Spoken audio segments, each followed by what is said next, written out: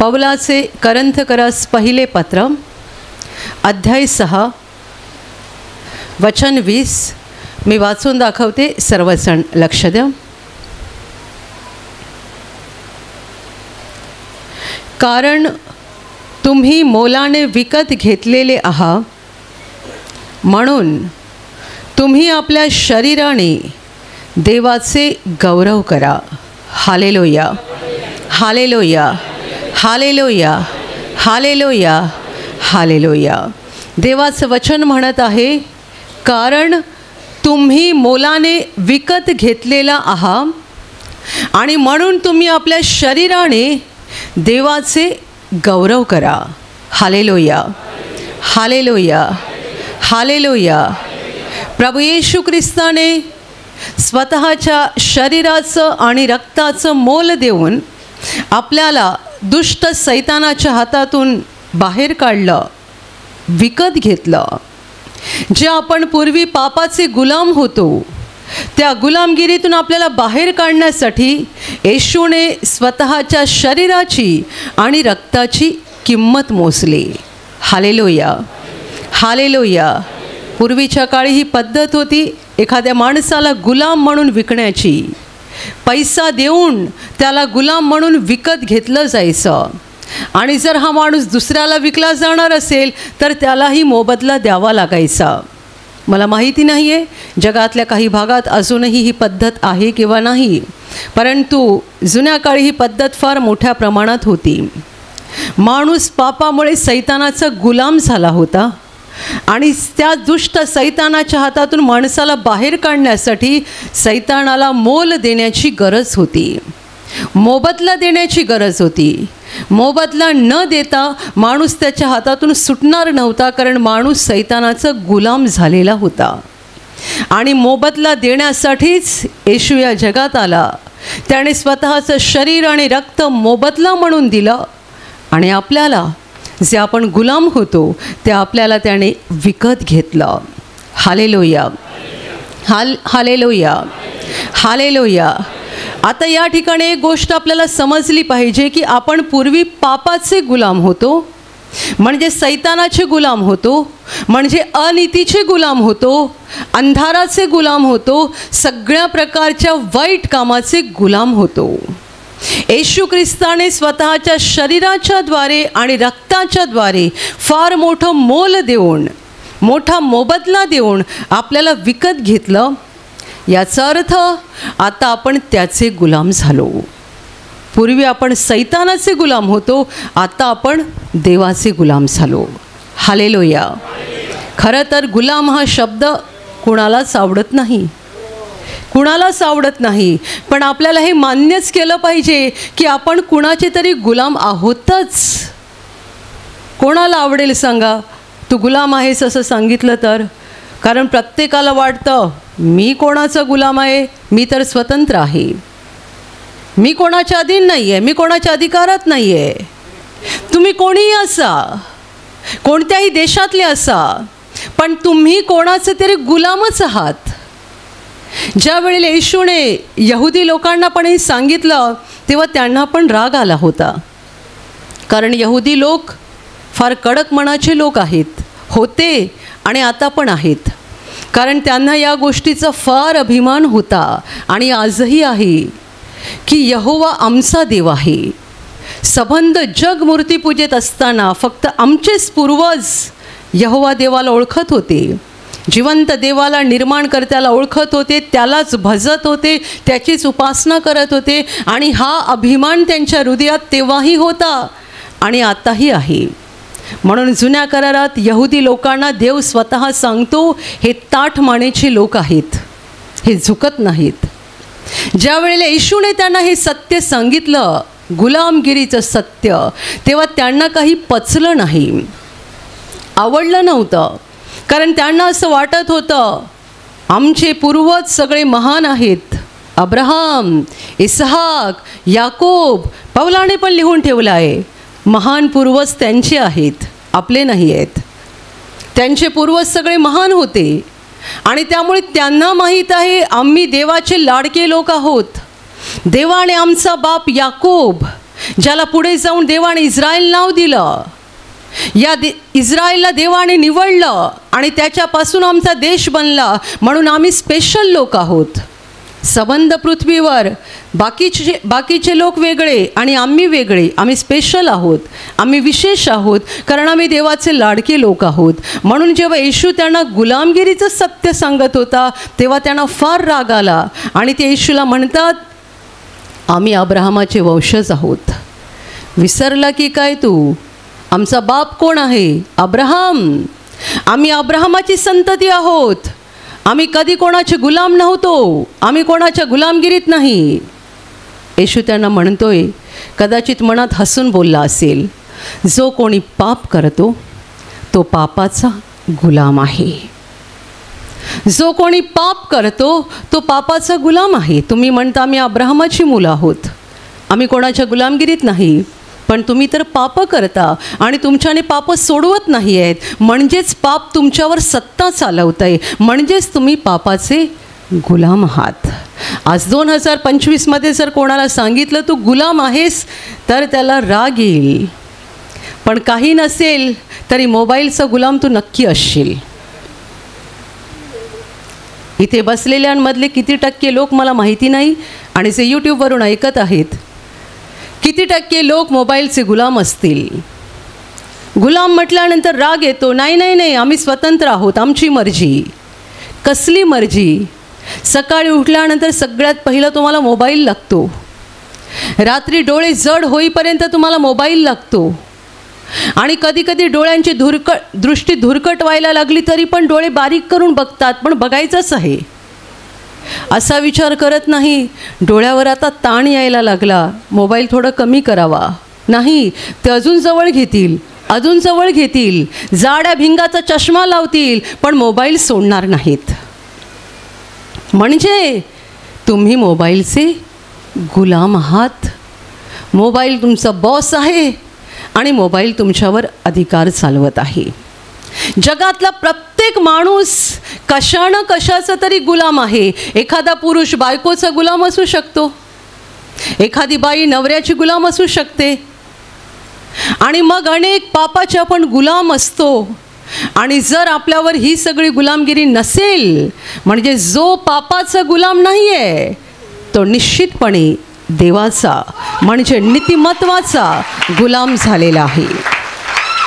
Hallelujah, hallelujah. आता ह्याला पण गुलामगिरीच म्हणावी, कारण तुम्हाला रविवारी इकडे आलंच पाहिजे. नाही आलं तर पुढच्या रविवारी कोणीतरी तुम्हाला विचारेल, काय भाऊ आला नाहीत? कोणीतरी बहीण तुम्हाला विचारेल, आणि अजून आठवडाभर अजून महिनाभर गेला आणि आलाच नाहीत तर कंबर दुखायला लागेल. त्यातही ऐकलं नाही देवाचं, अजून 2-3 महिने आलाच नाहीत, मग पाय दुखायला लागतील.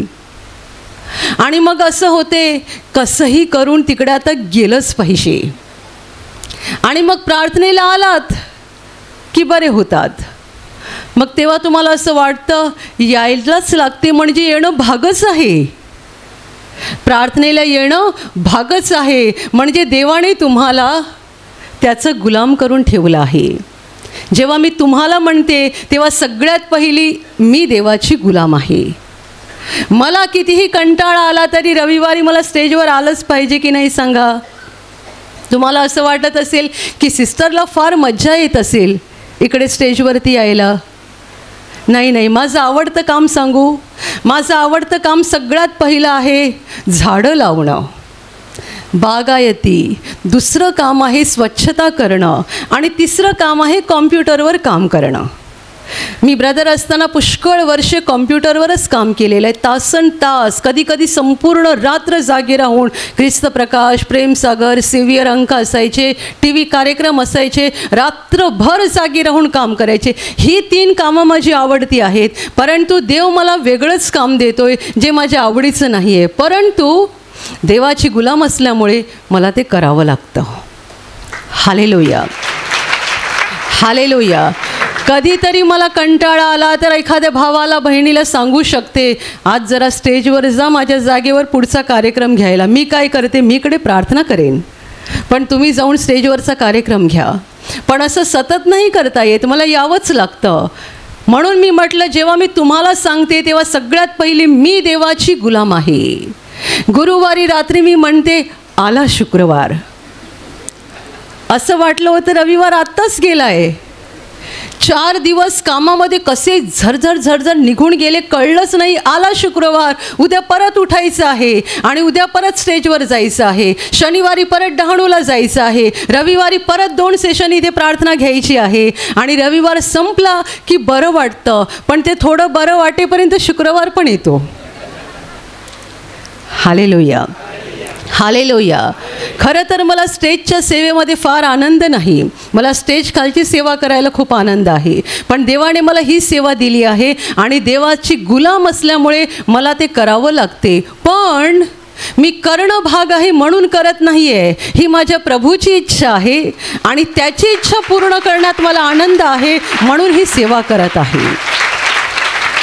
Hallelujah, hallelujah. याप्रमाणे प्रत्येक जण कसला तरी गुलाम आहे. एकतर आपण पापाचे गुलाम असू किंवा नीतिमत्वाचे गुलाम असू, काहीतरी आहेच, पण आपण कशानं कशाचे तरी गुलाम आहोत. किती सुंदर वचन म्हणतं, येशूने आपल्याला मोलाने विकत घेतलेलं आहे. आपल्याला म्हणजे जेवढ्यांनी येशूला ओळखलं, येशूला स्वीकारलं, पश्चाताप केला, सत्याचा मार्ग निवडला, त्या सगळ्यांना मोलाने विकत घेण्यात आलेलं आहे. मोठा मोबदला देऊन, मोठी रक्कम देऊन, मोठी किंमत मोजून आपल्याला विकत घेण्यात आलेलं आहे. Hallelujah, hallelujah. आणि म्हणून वचन पुढे असं म्हणतं, म्हणून तुम्ही आपल्या शरीराने देवाचे गौरव करा. शरीराने या शब्दावर नीट लक्ष द्या. याचा अर्थ असा की येशूने फक्त आपला आत्माच विकत घेतला नाही, तर त्याने आपलं शरीर पण त्याने सैतानाच्या हातातून विकत घेतलं आहे. केवळ आत्मा नाही, आत्मा त्याने घेतलाच अनंत जीवनासाठी, पण त्याने शरीर पण विकत घेतलं. म्हणून जेव्हा आपण विश्वास ठेवतो तेव्हा देव त्याचा हात पुढे करून आपल्याला स्पर्श करतो आणि आपले रोग बरे करतो. रोग कुठे असतात? शरीराला असतात. देव आपले रोग बरे करतो, आपले आजार काढून टाकतो. आज पहिल्या सेशनला सुंदर साक्ष आली. एका बहिणीला काही वर्षांपासून डायबिटीस होता.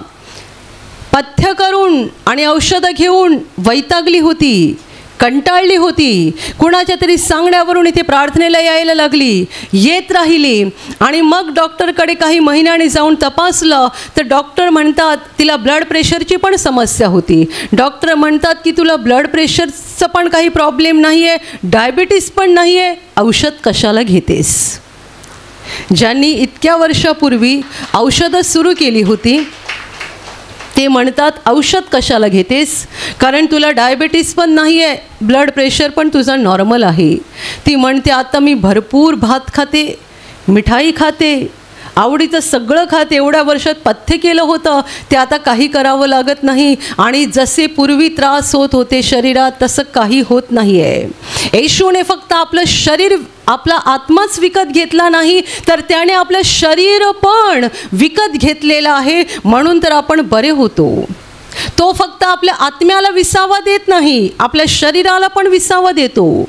तुमची दारू सुटली म्हणजे देवाने तुमच्या शरीराला विसावा दिला. तुमचा तंबाखू सुटला म्हणजे देवाने तुमच्या शरीराला विसावा दिला. आज सकाळी एका बहिणीची साक्ष आली. वृद्ध बहीण आहे, 30 वर्षे दारू पीत होती, 30 वर्षे. आणि तिची नातेवाईक स्त्री सांगते, ही माझी मामी, जेव्हा कधी मी हिच्याकडे गेली आहे आणि हिला बघितलं आहे तेव्हा ती नशेतच पडलेली असायची, शुद्धीवर कधी बघितलं नाही. म्हणजे सांगा किती भयानक व्यसन असेल. 1 वर्षापूर्वी डहाणूला शिबिरामध्ये भाग घेतला आणि तेव्हापासून आता 1 वर्ष झालं दारूच्या व्यसनातून ती पूर्णपणे मुक्त आहे. अजून एका भावाची साक्ष झाली ज्याला 50 वर्षाच्या दारूच्या व्यसनातून मुक्ती मिळाली. किती वर्षे? 50. म्हणजे 80% ते 90% आयुष्य दारूमध्येच गेलं. वयाच्या 5व्या वर्षापासून दारू प्यायची सुरुवात झाली होती, कारण तो म्हणतो घरातच दारू बनायची. मग आई वडील थोडे थोडे प्यायला द्यायचे. मग त्याचंच व्यसन जडलं, वाढत गेलं आणि मग दारूशिवाय जेवण जात नाही, कशात मन लागत नाही. मग मुलं मोठी झाली, मुलं शिकली आणि मुलं पण सांगायला लागली, पप्पा सोड हे सोड हे, पण सुटत नव्हती. ऑगस्ट महिन्यामध्ये इथे प्रार्थनेला आले, देवाची दया झाली आणि तेव्हापासून आता जवळजवळ 5 ते 6 महिने झालेले आहेत. देवाने या बंधूला दारूतून मुक्त केलेलं आहे. हालेलुया.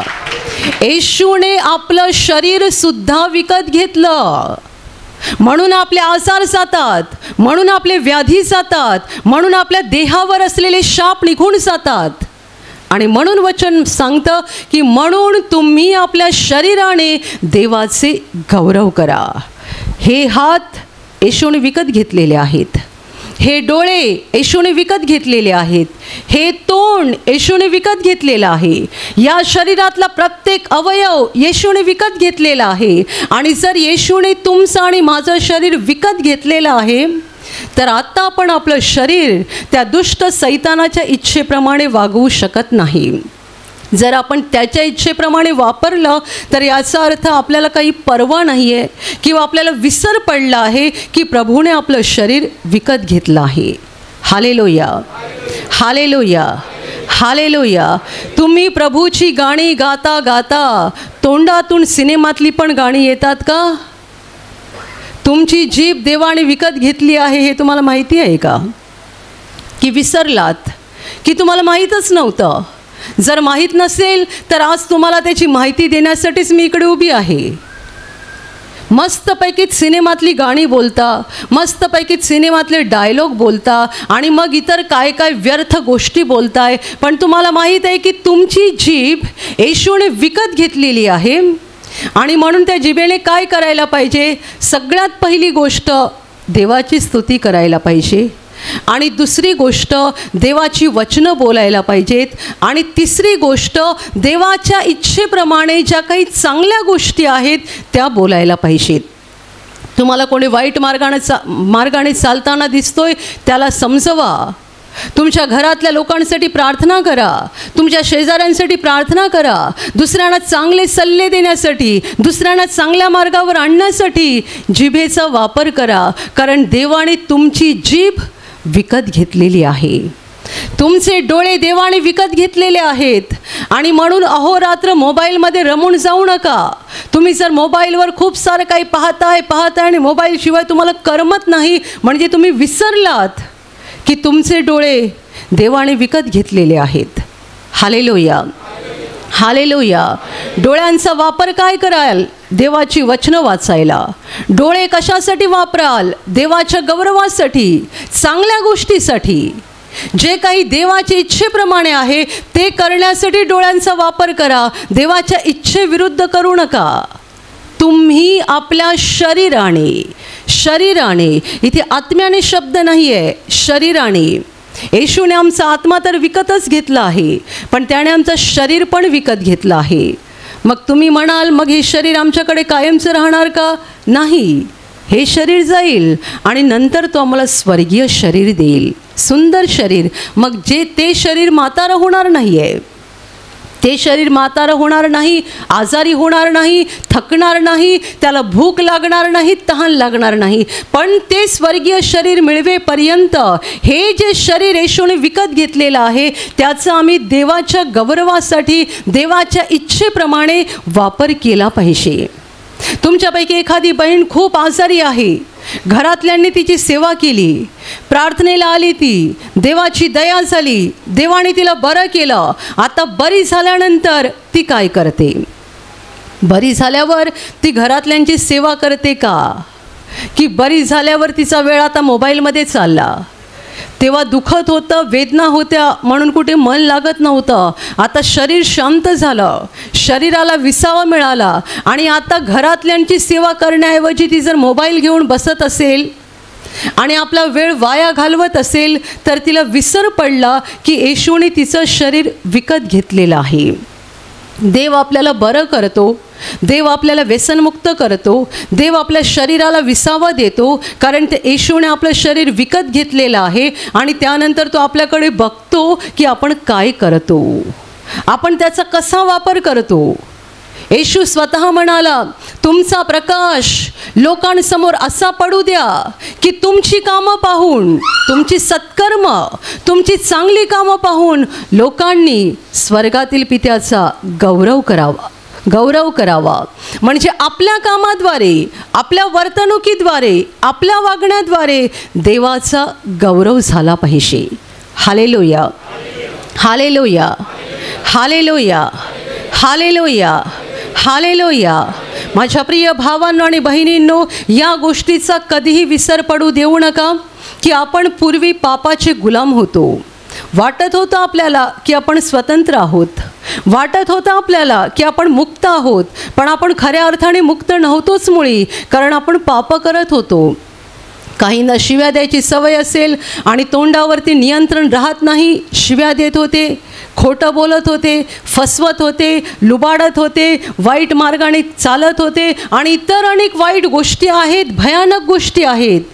आम्ही त्यांचे अधीन असू पूर्वी, परंतु आत्ता येशूची ओळख झाल्यानंतर आणि पापक्षमा मिळवल्यानंतर आता मला समजलं पाहिजे की येशूने आमचं शरीर विकत घेतलेलं आहे. जे हात दारूचा ग्लास उचलण्यासाठी वापरत होतात, त्या हाताने दुसऱ्यांना चहा द्या, त्या हाताने दुसऱ्यांना पाणी द्या, त्या हाताने दुसऱ्यांची सेवा करा. हे हात जे पापासाठी वापरले ते देवाच्या गौरवासाठी वापरा. तुमची कामं अशी असू द्या की तुमची कामं पाहून जगातल्या लोकांनी देवाचे गौरव केले पाहिजेत. जगातल्या लोकांना दिसलं पाहिजे आमच्याकडे बघून की देव केवढा चांगला आहे. Hallelujah, hallelujah, hallelujah, hallelujah, hallelujah. जर तुमची कामं देवाचा गौरव करणारी नाही आहेत, देवाच्या नावाला उंचावणारी नाही आहेत, तर आपल्याकडे बघून कुणीही देवाचा गौरव करणार नाही. आणि त्याचबरोबर आपण पण विसरून गेलो की येशूने आपलं शरीर विकत घेतलेलं आहे. माझ्या प्रिय भावांनो आणि बहिणींनो, देवाचं वचन असं स्पष्ट म्हणतं की पूर्वी तुम्ही पापाचे गुलाम होतात आणि आता नीतिमत्वाचे गुलाम झालात. नीतिमत्वाचे गुलाम, पापाचे गुलाम ज्याचा परिणाम नरकात शेवट, नीतिमत्वाचे गुलाम ज्याचा परिणाम अनंत जीवनात प्रवेश आणि युगानुयुग देवाबरोबर आनंदात राहणं. कोणाची गुलामगिरी करावी, कोणाच्या गुलामीत राहावं, हा निर्णय आमचा आहे. जर आम्ही पापाची गुलामगिरी केली, जर आम्ही पापामध्येच राहिलो आणि आम्ही म्हटलं की आमची इच्छा, आमच्या मर्जीने आम्ही वागतो, पापाची गुलामगिरी शेवटी आम्हाला नरकात घेऊन जाईल. जर आम्ही देवाचे गुलाम बनलो आणि नीतिमत्वाने वागायला लागलो, कठीण जाईल, त्रास होईल. आजूबाजूला चेष्टा करणारे खूप असतात, हसणारे खूप असतात. तुम्हाला कोणी भेटलं नाही का बोलणारं? एक रविवार सोडून चालत नाही का? दर रविवारी उठले की चालले, दर रविवारी उठले की चालले. चेष्टा करणारे खूप आहेत, हसणारे खूप आहेत. नीतिमत्वाचे गुलाम झाल्यामुळे आम्ही देवाच्या मार्गाने चालतो आणि तेव्हा जग आमची चेष्टा करतं, परंतु आम्ही खचायचं नाही आहे. कारण हे जे आम्ही नीतिमत्वाची गुलामगिरी करत आहोत त्याचा शेवट अनंत जीवनात होणार आहे. म्हणजे आम्ही देवाकडे जाणार आहोत आणि युगाने युग अनंत जीवनात देवासोबत राहणार आहोत. Hallelujah, hallelujah, hallelujah. शरीर देवासाठी वापरा, शरीर देवाच्या इच्छेप्रमाणे वापरा. तुमच्यामध्ये इथे असे काही भाऊ बहिणी बसलेले असतील आणि जे यूट्यूबवरून ऐकत आहेत, माझी इच्छा आहे तुम्ही आज हे देवाचं वचन ऐकल्यानंतर तरी मोबाईलचा नाद सोडून द्यावा, जगातले सिनेमा आणि सिरियल बघण्याचा नाद सोडून द्यावा. मी गेल्या 24 की 25 वर्षात जगातला सिनेमा पाहिला नाही. माझं काही नुकसान झालं का सांगा? काही वाईट झालं का सांगा? जगातले सिनेमा, जगातले सिरियल न पाहिल्यामुळे नुकसान झालंच नाही, उलट फायदा झाला. त्या गोष्टी सोडून दिल्यामुळे आत्मा प्रभूमध्ये स्थिर होत गेला, बळकट होत गेला आणि जवळजवळ 25 वर्ष या विश्वासाच्या प्रवासाला झाली. सैतानाने केवढे हल्ले केले, केवढा त्रास दिला, केवढं सतावलं, परंतु विश्वास भक्कम झाल्यामुळे आणि विश्वासातलं जीवन मजबूत झाल्यामुळे सैतान हरला, तो दुष्ट हरला. आणि जर अशा रीतीने स्थिर राहिले तर शेवटपर्यंत तोच हरत राहील. निर्णय आपला आहे. कोणाची गुलामगिरी करावी, कोणाच्या गुलामीत राहावं, कोणाचं ऐकावं. मला वाटलं म्हणून मी बघितलं, मला वाटलं म्हणून मी तिकडे गेलो, मला वाटलं म्हणून मी बोललो, मला वाटलं म्हणून मी केलं, मला वाटलं म्हणून नाही. असं होता कामा नये. तुम्ही एकतर पापाची गुलामगिरी करत आहात किंवा देवाची गुलामगिरी करत आहात. एकतर पापाच्या गुलामीत आहात किंवा नीतिमत्वाच्या गुलामीत आहात. तपासून घ्या. जर नीतिमत्वाची गुलामगिरी करत आहात तर तुम्ही चांगल्या स्थितीत आहात. नीतिमत्वाची गुलामगिरी.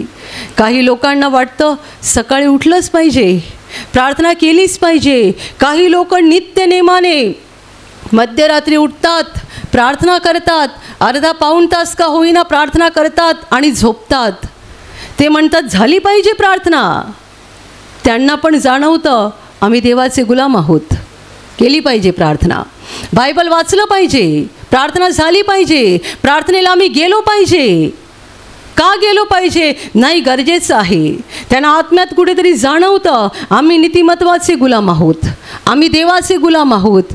पण ही गुलामगिरी वाईट नाही आहे, चांगली गुलामगिरी आहे. कारण आम्ही जर या गुलामगिरीतून बाहेर पडलो तर लगेचच त्या दुष्ट सैतानाचे गुलाम बनू. हालेलुया. तुम्ही प्रार्थनेला येणं बंद करा, घरी प्रार्थना करणं बंद करा, बायबल वाचणं बंद करा. लगेचच तुम्ही पापाचे गुलाम बनाल. लगेचच तुम्हाला कळणार पण नाही कसे झालात तुम्ही पापाचे गुलाम, कळणार पण नाही. कारण तो दुष्ट रात्रंदिवस थांबलेला असतो, वाट बघत असतो आपल्याला अंधारात खेचण्यासाठी. म्हणून तुम्ही जर देवाचे गुलाम झालात तर त्यासाठी आनंद करा, हर्ष करा, देवाची स्तुती करा, देवाचे आभार माना. कारण आपण चांगल्या जागी आलो, जीवनातल्या चांगल्या स्थितीमध्ये पोहोचलो. देवाने आपल्याला नीतिमत्वाचे गुलाम बनवलं, ज्यामुळे एक दिवस आपण देवाजवळ जाणार आणि अनंत काळ आपल्याला देवासोबत घालवण्याची संधी मिळणार. हे उपकार देवाने केले म्हणून आपण सतत देवाची स्तुती केली पाहिजे. Hallelujah, hallelujah, hallelujah, hallelujah. माझ्या प्रिय भावांनो आणि बहिणींनो, तुम्ही स्वतः तपासा. आणि केवळ आजच नाही, रोज आपण देवाच्या इच्छेविरुद्ध काय करतो हे आपण रोज तपासलं पाहिजे.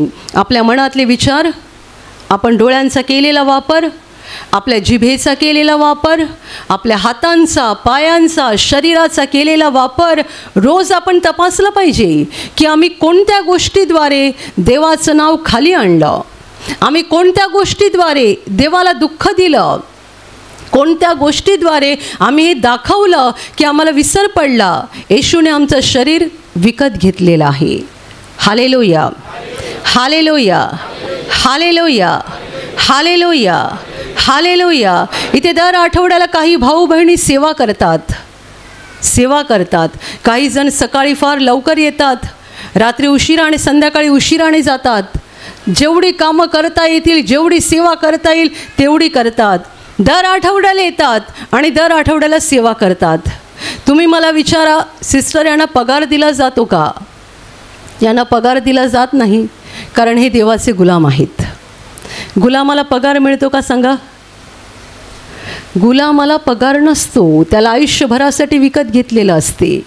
इथे सेवा करणारे भाऊ बहिणी जे दर शुक्रवारी येतात किंवा दर रविवारी येतात, सकाळी लवकर येतात, संध्याकाळी उशिराने जातात, जेवढी सेवेची कामं करता येतील तेवढी करतात. काही जण मन लावून जीवाभावाने करतात. देवाचं वचन असं म्हणतं, तुम्ही प्रभूसाठी जे काही कराल ते जीवे भावे करा, मन लावून करा. आणि असे भाऊ बहिणी आहेत जे मन लावून करतात. मी सगळे सांगत नाही, काही आहेत. Hallelujah, hallelujah, hallelujah. जीवे भावे मन लावून देवाची सेवा करतात, ज्याचा मोबदला म्हणून त्यांना 100 रुपये, 500 रुपये, 1000 रुपये, 10,000 रुपये मिळत नाहीत. पण त्यांना वाटतं आम्ही केलं पाहिजे, कारण आम्ही देवाचे गुलाम आहोत. Hallelujah, hallelujah. या गोष्टीची लाज बाळगू नका. हे बोलायला आनंद वाटला पाहिजे की आम्ही देवाचे गुलाम आहोत. कारण जो देवाचा गुलाम नाही तो पापाचा गुलाम आहे. जो देवाचा गुलाम नाही तो सैतानाचा गुलाम आहे. जो देवाचा गुलाम नाही तो अंधाराचा गुलाम आहे. मग तुम्ही जर देवाचे गुलाम आहात तर आपल्याला हे बोलायला आनंद वाटला पाहिजे, येशूने त्याच्या शरीराचं आणि रक्ताचं मोल देऊन मला विकत घेतलेलं आहे. हा माझा देह येशूने विकत घेतलेला आहे आणि म्हणून यापुढे मी त्या दुष्ट सैतानाची नाही तर येशू ख्रिस्ताची गुलाम आहे. त्याने मला नीतिमत्वासाठी विकत घेतलं आहे. नीतिमत्वासाठी, चांगुलपणासाठी त्याने मला विकत घेतलेलं आहे, जेणेकरून एक दिवस मी स्वर्गात पोहोचावं आणि युगानुयुग देवाजवळ राहावं. हालेलुया. माझ्या प्रिय भावांनो आणि बहिणींनो, स्वतः तपासा आणि तुमच्या जीवनातल्या अशा गोष्टी काढून टाका ज्याद्वारे तुम्ही देवाचा गौरव करत नाही. अशा गोष्टी बाजूला करा ज्याद्वारे तुम्ही देवाचा गौरव करत नाही. तुमचे डोळे, तुमची बुद्धी, तुमचं तोंड, तुमच्या शरीरातला प्रत्येक अवयव देवासाठी वापरा. प्रार्थना करत राहा, देवाची स्तुती करा, देवाची वचनं वाचा, देवाची वचनं पाळा आणि देवाची सेवा करा आणि माणसांची पण सेवा करा. सेवा करा, कारण सेवा करणं हा देवाचा स्वभाव आहे. Hallelujah, hallelujah, hallelujah. Yeshu Khrist म्हणाला होता, मी सेवा करून घ्यावयास नाही तर सेवा करावयास आलो आहे. त्याने सेवा केली ना लोकांची.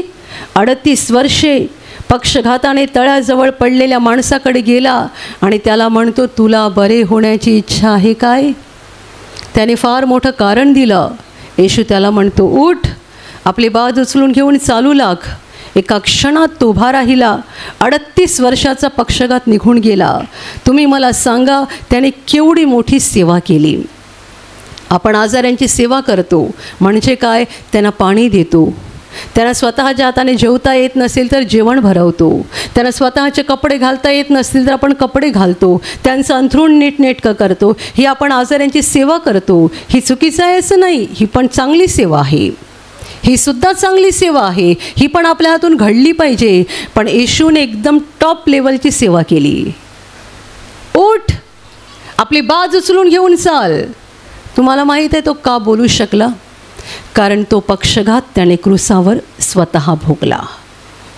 स्वतः भोगला. बायबल असं म्हणतं, पुष्कळ आजारी त्याच्याकडे आले आणि त्याने त्यांना बरं केलं.